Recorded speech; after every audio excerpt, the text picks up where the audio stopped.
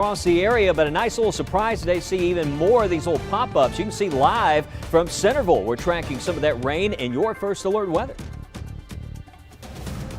2 dates, 2 hurricanes. We're coming up on a year since Hurricane Milton hit the Florida Peninsula and 7 years since Hurricane Michael made history in the Florida Panhandle.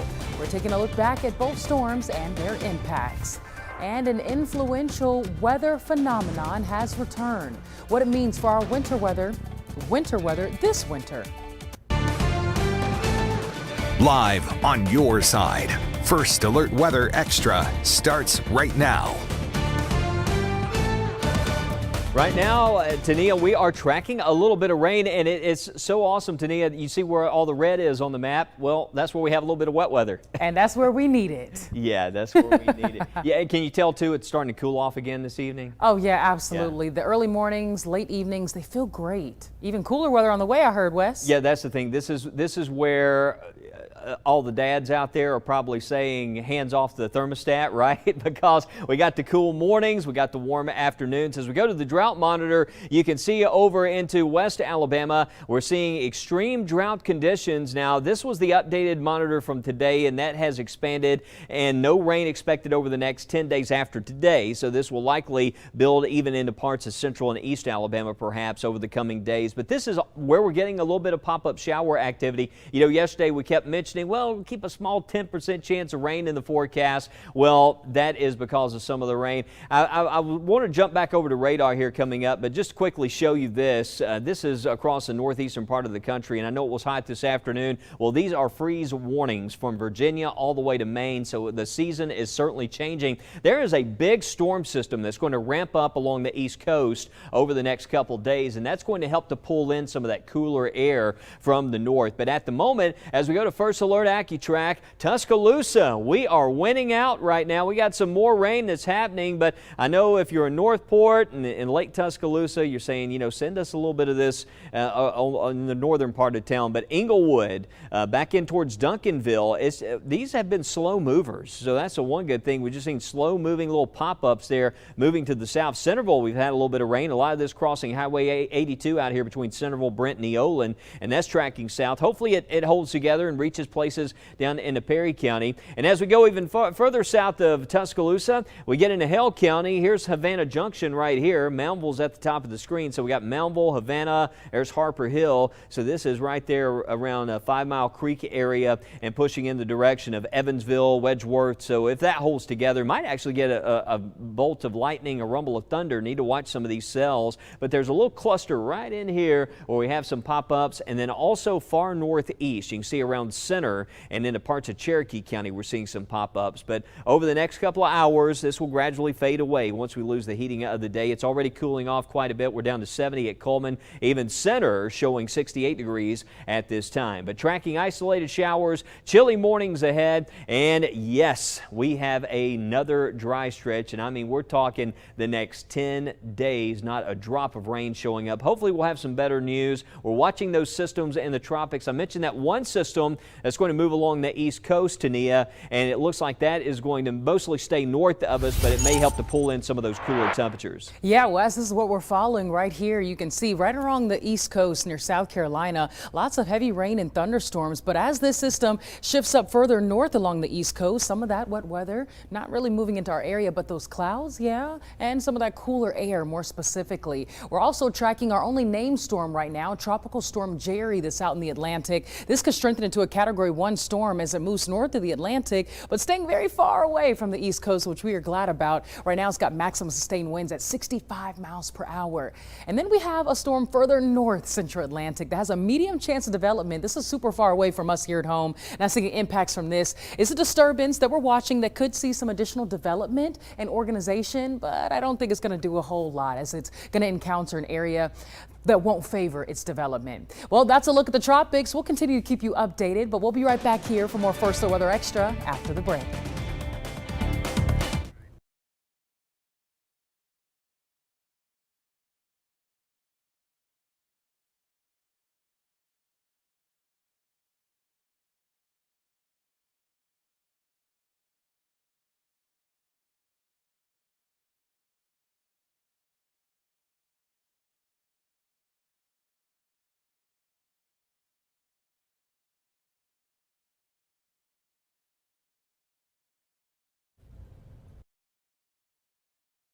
All right, a lot of events coming up for Friday. If you're heading out to Melville for the Native American Festival, tomorrow looks dry. We're not expecting any wet weather. That's the start of a dry stretch that will continue through the weekend. Notice by 1 to 4 o'clock, temperatures there warming up still close to 80 degrees. We might touch that mark later in the day. The thing is, with the temperature forecast is going to be very tricky because it is so dry, especially West Alabama where we have that extreme drought. Those afternoon highs sometimes can sneak a little bit warmer than what some of the guidance shows, but the mornings are still nice and cool. Buck Creek Festival and all the events. This is Friday evening in Helena tomorrow night, but sideline, all the events going on. It is going to feel nice out there. One of the more pleasant feeling Friday nights we've had so far this season, and it goes even colder by Saturday morning. We're down into the 40s in a few areas early on Saturday, but if you're at the Oak Grove Festival, we'll have the First Alert Storm Tracker there on Saturday. Hope to see you.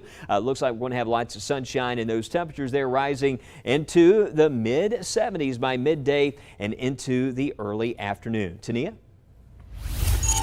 Well, Wes, it's an invisible shield that surrounds the sun. Dan Smith has the story of NASA's latest series of trailblazing missions in your Moment of Science.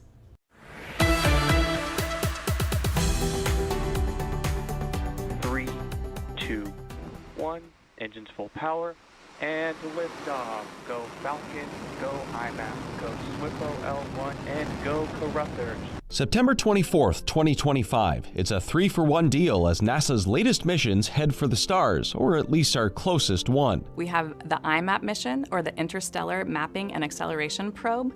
We have the Caruthers Geocorona Observatory, and the Space Weather Follow-on, Lagrange 1, or SWIFO L1. So we have this incredible celestial carpool bringing all these missions to space, saving costs for the missions while enhancing and returning better science. They're all aiming for a special spot in deep space called Lagrange Point 1, orbiting 1 million miles from Earth, joining 5 other spacecraft already there. We're getting that unobstructed view continuously, and we're also getting about 30 minutes of advance warning of what energy is flowing from the sun towards Earth. With NASA planning on sending humans back to the moon and eventually Mars, these missions are critical for getting astronauts from A to a very distant B, with some added benefits back on terra firma. We have a technological society that relies on satellites for GPS, precision farming, even precision snow plowing. Making sure that everything stays safe from space weather is really important to society and exploration. When you look at the sun, in these images, not directly please, it looks like it's barely moving, but there's a very dynamic wave of ions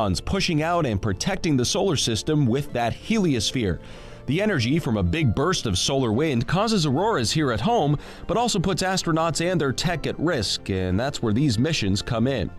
IMAP alone has 10 instruments on board, with each one taking a unique vantage point measuring cosmic dust and other particles. Caruthers will focus on the geocorona, where those particles first enter our atmosphere and give it an ultraviolet glow. This actually builds on part of the Apollo 16 mission, with this photo capturing that hydrogen envelope around our planet using a telescope camera on the moon back in 1972.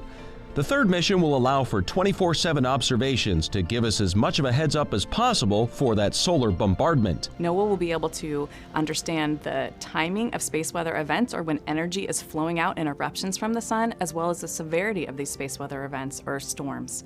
Every minute that NOAA can improve that time for alert and understanding helps protect society on a day-to-day basis. With their powers combined, this scientific trilogy will beam back crucial data for years to come.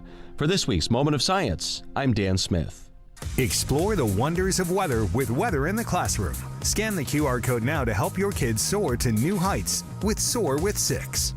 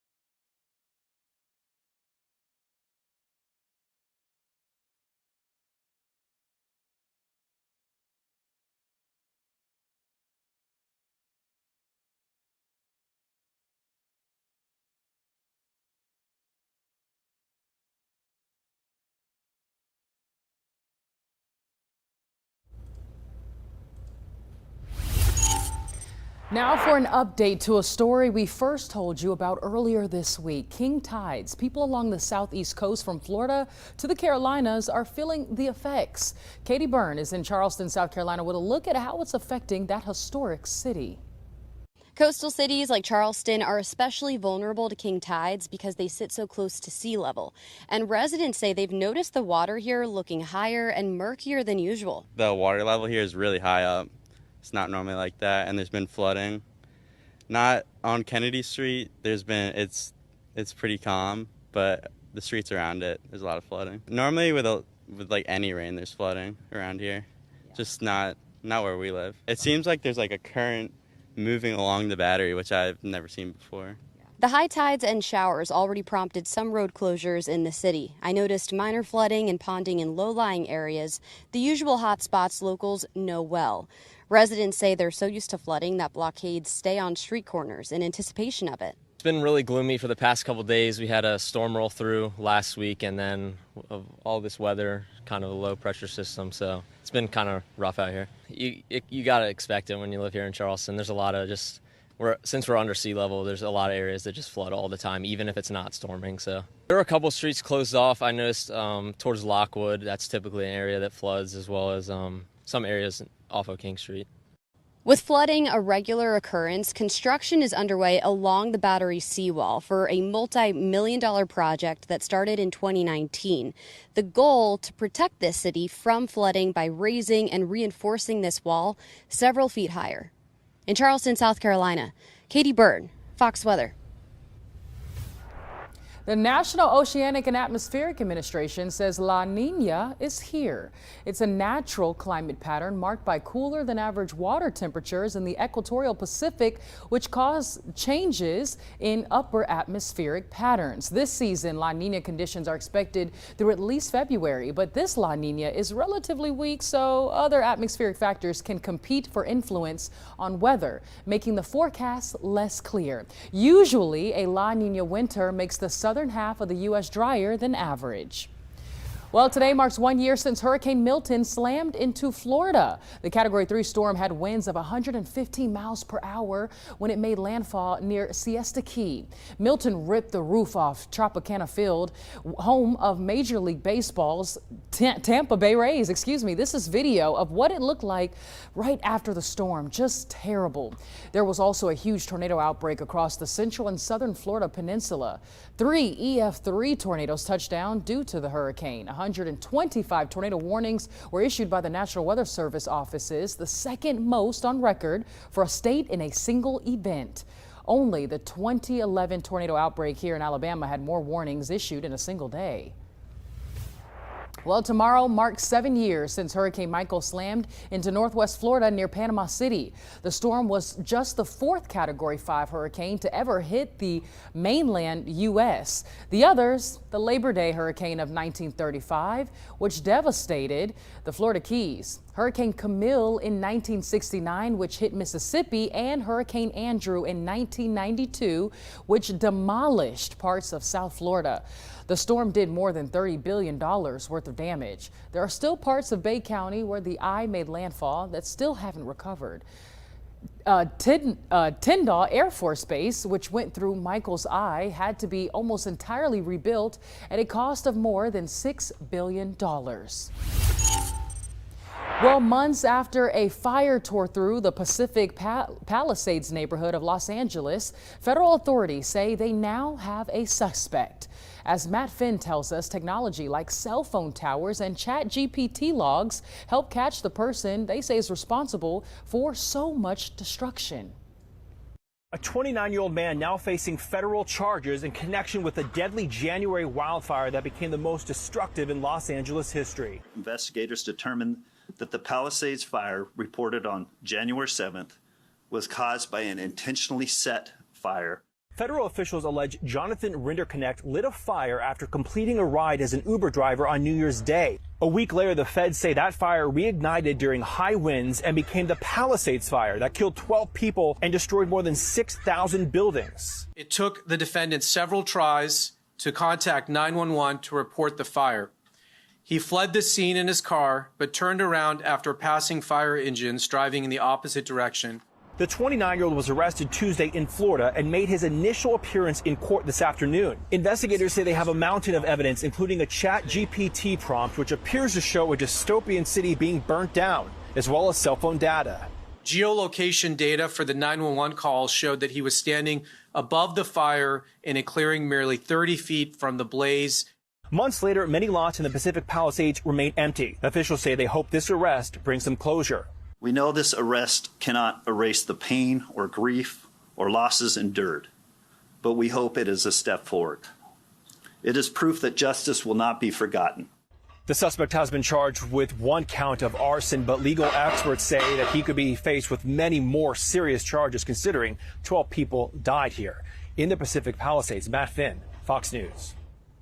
And just in, we have pictures of rainbows now from Tuscaloosa. We do have some rain out there, and that's a good sign that some beneficial rain is happening at the moment. Steve Averett, they're sharing this from Rosser Road, and you can see another view there close up. But haven't seen many of these in T-Town in a while in the Tuscaloosa area, but there's some pop-ups, and it's nice to see this on the same day we got an updated drought monitor that shows all extreme drought conditions. But let's get in here for a close-up. Right now, Birmingham's dry, points north. Anniston, Gadsden dry, but into West Alabama you get into Tuscaloosa, and the good thing here is this stuff's been moving slow. We've been seeing these just slow movers kind of bubbling up. There's a disturbance, an upper level disturbance, and that's been just enough to kick these off. Duncanville, we got some more rain about to move in from the north. Also some rain that's about to track in towards Foster's. It's right there. There's a Foster's Bridge across the Warrior River, so this is crossing to the south there. If it holds together, maybe as far south as Knoxville, we might get a little rain, so giving you the first alert, fingers crossed. I know we need it in those areas,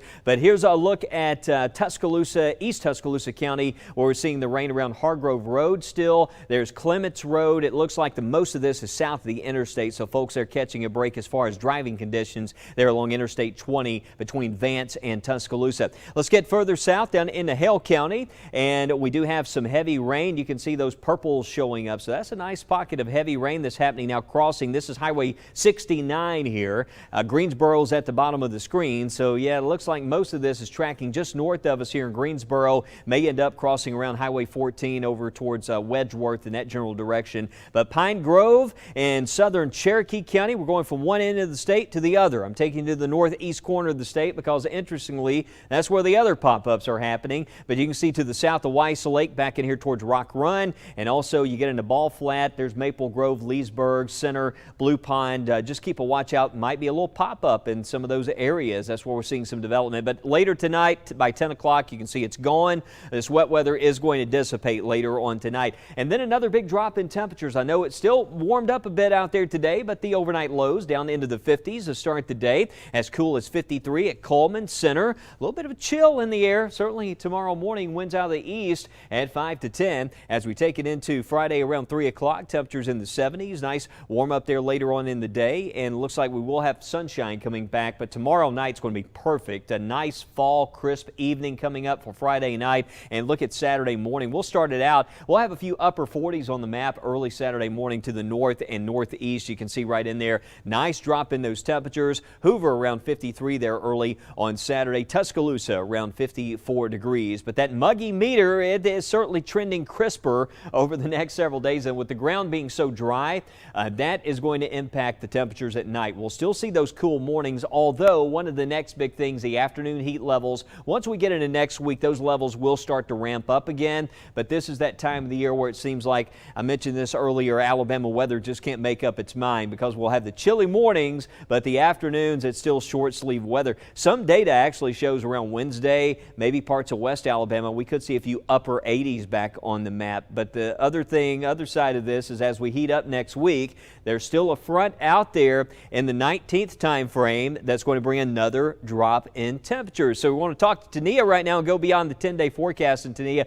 it looks like in that long-range forecast around that 19th to 21st, we're still seeing a front. While we have above average temperatures next week, some colder mornings could come back sooner than later. Yeah, Wes, and I know that's what people are hoping for. They want to crank out their boots, they want to wear their sweaters, they want to bring out some layers. Well, we're not saying you can't bring out the layers because you may need those light sweaters and jackets, especially for the early morning hours. But notice across the United States and across the Southeast, we're still going to be slightly trending above average. Our average this time of the month and this time of the year in the 70s, and we might be holding on to some afternoons in the 80s. What about rainfall? Well, we're still looking pretty dry. We're thankful for a little bit of wet weather for us this afternoon and evening.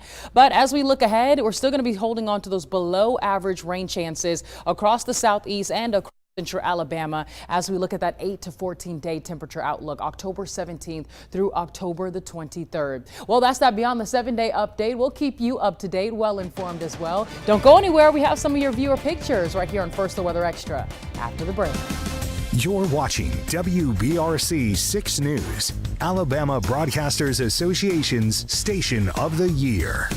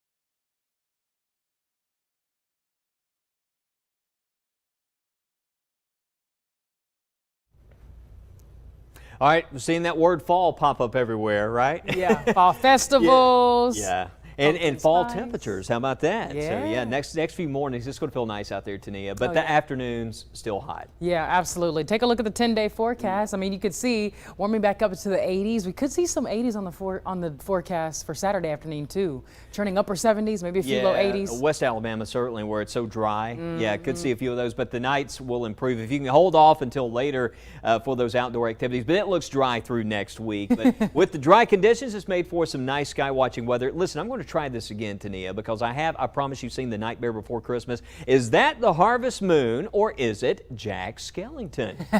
Either way, it's gorgeous. It's gorgeous. I want to thanks to David Sadberry for sharing this with us on the First Alert Weather app. And look at this one, Wes. These people know how to take some pictures of the sky, I tell you.